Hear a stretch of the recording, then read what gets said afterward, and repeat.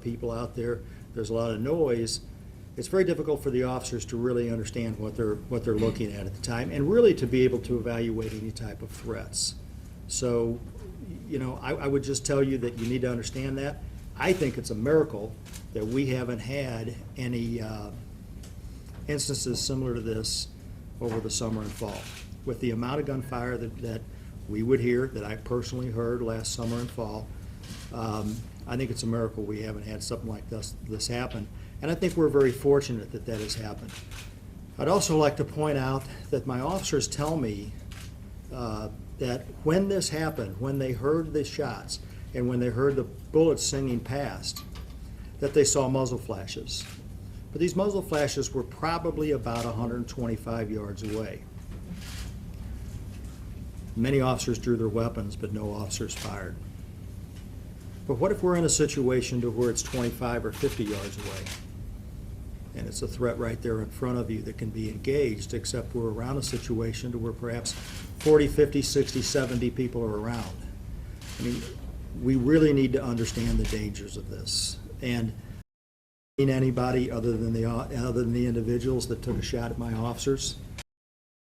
But I am telling you that these are situations that it's very difficult for us to navigate through if you're a police officer on the street and you're doing everything you can to protect people's First Amendment rights, everything you can to protect other people's rights that may be traveling through the area, anything that you can be doing to protect life and property. This is another layer that makes it very difficult for our police officers out there to deal with. And I hope people understand that, because it's a very tricky line for us to be able to walk. Ladies and gentlemen, we were very close to having happened what happened in NYPD with Officer Ramus and Officer Liu. We could have buried 2 police officers next week over this. And I didn't really expect the amount of agitation at times that we saw last night out of the crowd based on the news that happened yesterday. And not everybody there expressed agitation, but we certainly are always cautious. But I didn't expect, obviously, either that we would have 2 police officers shot last night. One of the officers from St. Louis County is a 41-year-old. He's a 14-year veteran of law enforcement. The Webster Groves officer is 32 years old, and he's a 5-year veteran of law enforcement.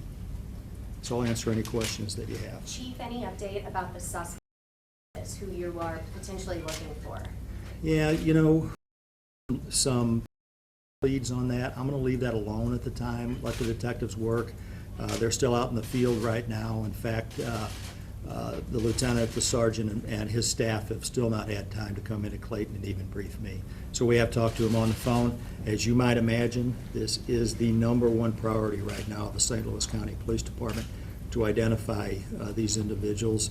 That individual are individuals who shot our police officers. But no one is in custody? No, ma'am. If the shot was 125 yards away, what degree of confidence can you have that it was even associated with the protest, rather than just taking the protest as an opportunity to try to shoot a cop? Yeah, I talked to my staff about that in detail, because I kind of in question about why this is. There are indications that would lead us to believe that obviously some of the folks that were there to participate last night, you know, and expressing their opinions, they were spread over a wider area than just confined, and that did extend not only to the north and the south, but also to the west. So I feel very confident that whoever did this was there for the wrong reason, not the right reason, and came there for whatever nefarious reason it was. But I do feel like there was an unfortunate association with that gathering. Chief, you mentioned kind of this almost impossible task where you have officers standing on a line, almost like sitting ducks, and you have folks who are protesting some legitimately and others, maybe rabble rousing. How do you all, have you all thought yet about how you're going to go about this differently going forward? I mean, is there anything at all you can do differently than that? And also, can you speak to the concern from law enforcement's part that you don't want any of your officers to be too aggressive now or too quick to react now because of what happened? Yeah, I would actually back up to the last part of that question. I sent a text last night out to two of my senior staff members, 2 of my lieutenant colonels, that said, listen, our burying this evening is going to be very measured. So we want to make sure we don't cross that line and do anything that we shouldn't be doing as law enforcement, and we protect those people's rights. How does it going to look differently? You know, we have some experience in this. The county police department does in running some of the operations last fall and during the grand jury verdict and before and different things like that. So we're going to be exploring having to perhaps readopt those plans that we have. So one of the things with the Code 1000 plan that calls the closest 25 cars in, and then maybe a Code 2000 that causes another 25 to come, that's really not a plan, that's reactive. And I think it's incumbent upon myself as the chief to make sure that we come up with a good plan to protect the community and also to protect the police officers Chief, out there. is the county police considering taking over Ferguson? Meaning, is there a chance for existing Ferguson police officers and staff to go under the county umbrella at this point? I guess there's that chance out there. I think the better way to answer that question is that we've not been in any sort of official talks with Ferguson regarding that issue, and that as the police chief of St. Louis County, I have an obligation to make sure that no resident in St. Louis County is without competent law enforcement, and that the police department has to make sure that we provide that to anywhere in the county, to include Ferguson. I had a question over here. Do you expect to send any more officers out tonight to provide security around the Ferguson Police Department? I do, you know, I mean, I don't know if we're going to have any issues tonight, but please remember, we have a responsibility. You know, these officers took an oath to protect life and property, and these are some of the things that we are expected to do. And it's unfortunate when these things happen. Law enforcement is at times a very dangerous proposition, but you know, it's incumbent upon me and my staff to make sure that we're doing things to where we give our officers the best chance to succeed all the way around. How do we keep this from escalating back to where it was in August? Well, you know, one of the things that I'm anxious to do right now, and I've already talked to my staff about it, is get a hold of some of my community leaders out there and talk to those folks again. I think that's critically important. You know, there's been an assertion out there that perhaps some of the leaders that we have don't necessarily have leverage perhaps over some folks that may do certain things. But shame on us if we don't continue those conversations. And those conversations have been ongoing. I just think as the police chief, it's going to be very important to bring those community leaders back in the next day or so at the latest, and go, hey, listen, these are my issues. I need to bring you up to speed on this. What ideas do you have as we move forward that can assist the police department and thereby assist the community? Because that's really what we're there for. Do you guys happen to know what gun was used in this incident? We feel like it's a pistol, a handgun. We recovered some shell casings up in the area. We don't know 100% yet if those are going to be the shell casings that are going to be attributed to this shooting. So, but we do believe it's a handgun based on the way the shots sounded, and the injuries to the police officers did not appear to be rifle wounds. Have you Ma'am. learned anything from talking to any of the protesters that were there last night about, you know, suspects possibly? You know, we talked to several people there. That's part of the investigation that we go into. But it was certainly an opportunity for us to talk to some folks, and I think it would not be an overstatement to tell you that there has been several people that have been very forthright with the investigation. So that's certainly encouraging. Chief, some of the protesters last night said this was a rowdier than normal crowd. There were a lot of fist fights that police even had to break up among the protesters, not involving the police. Can you speak to that? I mean, was this a more violent crowd than normal? Yeah, it was pretty rowdy. I mean, I think that's pretty clear. You know, I think some people might have seen the news reports of fist fights and different things like that. Some things are relative. You know, we've had nights that it's been much worse, but at the end of the day, I really did not expect last night when I first started monitoring this that it was going to spin, you know, to the extent that it did regarding the agitation. So you try to expect those things, and you know, but sometimes it's very difficult to figure out. You know, we saw a report about the fact that there were rocks and bottles being thrown. I frankly have not been able to confirm that myself, so I don't know if that happened or not. But I think it is true that there was agitation within the crowd. Please, I got this one right here. I'm sorry. Ron, I'll get Can you. the executive answer any questions about whether he's had any discussions with Mayor Knowles about using enforcement in the county? Yeah, I'll turn it over to the county executive in just a second for some comments. You guys can finish up with me, ma'am. Now, I know that you guys have been receiving threats since this summer, a variety. Is this in line with any of those threats? What type, categorize that for me. Just some of the things that we've heard as far as, police being threatened, Yeah, I mean. actions that people are gonna take as revenge, things like this. Right, and some of this is gathered, for example, through intelligence, or we hear things, or however we're able to glean that information out. But obviously, some of the threats are very overt. I mean, there's somebody standing a foot away from an officer that is expressing to them that, they would like to do bad things to that police officer. So we're certainly well aware of that. And again, I think it's incumbent upon us to try to do the best we can to craft something to where everything works for everybody. And we don't have these issues that spin out of control.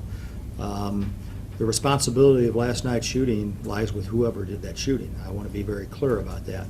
But it is at times, like I said, a very difficult environment for us to work in. Chief, going back to what you said earlier, at this point, what is next? A lot of people are just want to know, what can we do now moving forward?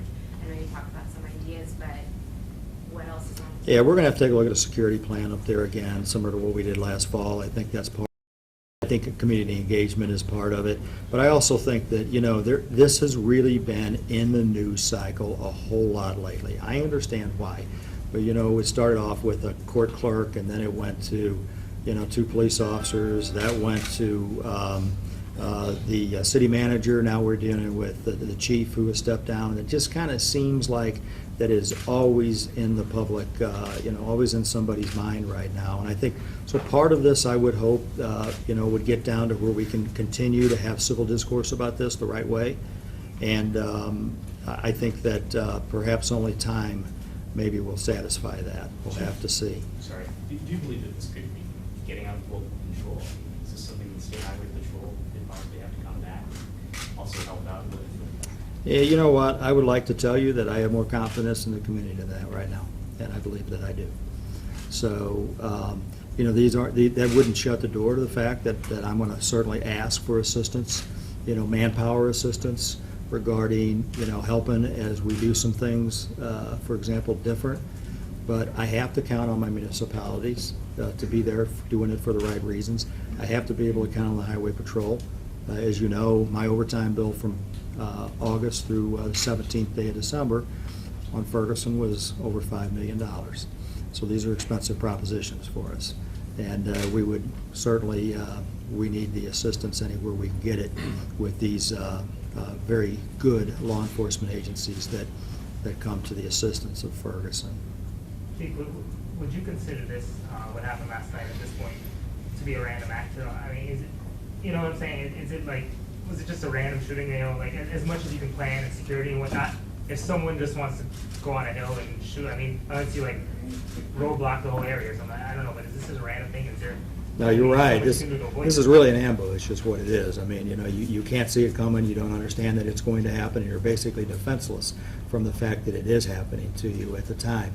And that is something that is very difficult to guard against when you have a group of officers standing in a large group, and then you have gunfire, certainly gunfire directed at them. I would like to also point out, however, last night, the only gunfire we had was the actual incident where the officers were struck.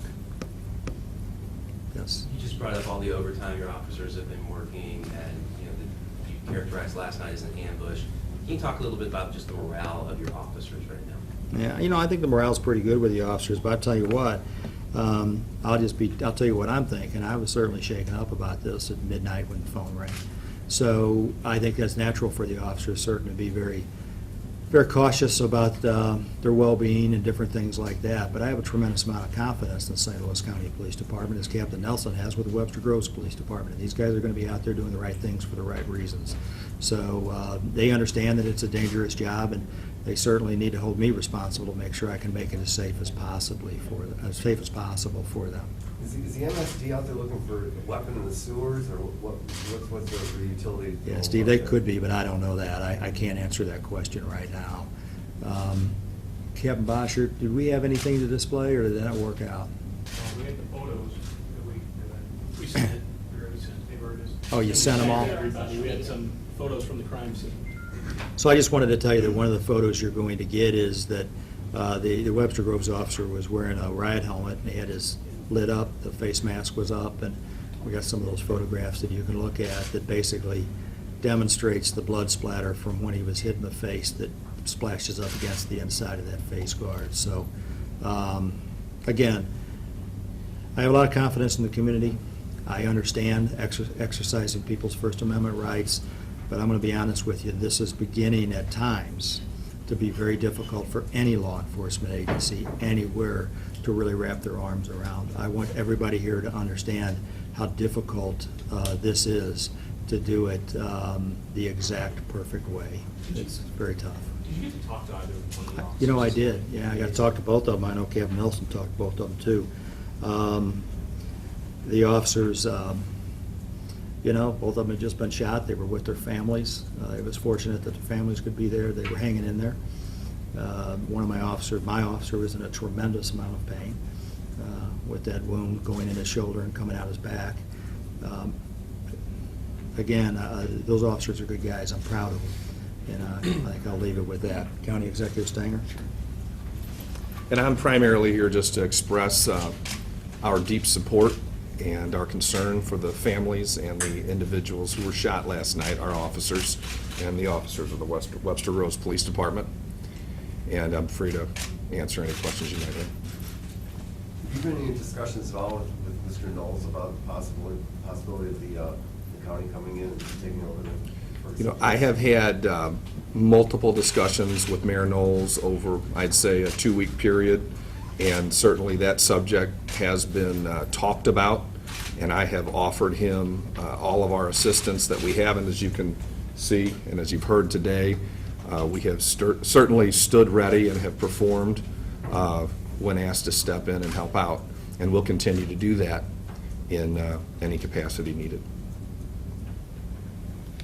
Stanger, as the county executive, I mean, what's your expectation now of how, given what has happened last night, what do you hope to see from how law enforcement, you know, reacts and conducts themselves, you know, Well, going forward now? I think the way the departments conducted themselves last night was exemplary. I think they conducted themselves with professionalism in the face of 2 officers being shot, and I trust that that will continue. I have full faith that that will, and I think that's how it will move forward in the future. And just going back to what you asked about your discussions with Mayor Knowles, I mean, would you prefer to see St. Louis County take over policing of Ferguson? I'm not going to say at this point that I would prefer to see that. I would just like to see a solution as we move forward that is in the best interests of the residents of Ferguson and our county and our police department. County Executive, will you Yes. please walk us through when you found out and your first initial reactions to what happened last night? I got a call from the chief, and he briefed me on the incident, and I was immediately moved. I was deeply concerned for the officers' well-being, and we stayed in touch throughout the early morning hours leading up to our meeting here today. You mentioned you've spoken to Mayor Knowles several times over the last 2 weeks. Just to follow up, have you spoken to him since the shooting last night? I have not spoken to him since the shooting last night, but I intend to speak with him this morning. What is your message to your constituents, to people just out there right now? What are you going to tell them about tonight and going forward about this and how they should react? Well, you know, I believe that the community, along with me, is deeply concerned for the welfare of the officers. And certainly we'd like to see a safe environment where people can express their First Amendment rights. And, you know, situations like this and incidents like this are extremely unfortunate.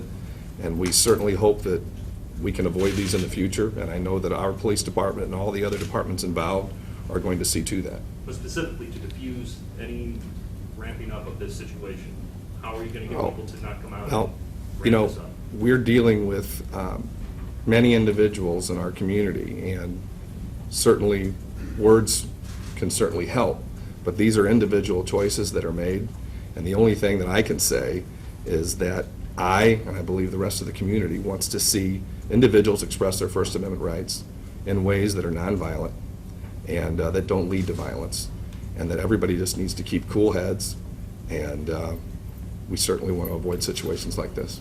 Is there any possibility of a curfew or other severe restrictions on protests? That has not been discussed at this time. Yeah, it seems like, over the past weeks, a lot of the news that has been coming out was hopeful that it would, bring change and get people, start to heal and move forward peacefully. How much of a setback to, that hopefully was dealt last night? I don't consider this incident a setback toward healing. I think it's an extremely unfortunate incident, and it deals with two particular individuals who were shot, two police officers who were shot in the line of their duty. So, to that extent, I don't believe that it's going to affect any healing process that's going on in the community. I think that the community at large is fully supportive of these officers and probably wishes the very best for them. And I think everyone with reasonable minds want to avoid situations like this. Do two more for Mr. Stanger, and if anybody has anything else or else. All right, we appreciate Okay, it. thank you. Thank very you. much. Thank you. And that was County Executive Steve Stanger just finishing up about a 25-minute news conference. It started off with St. Louis County.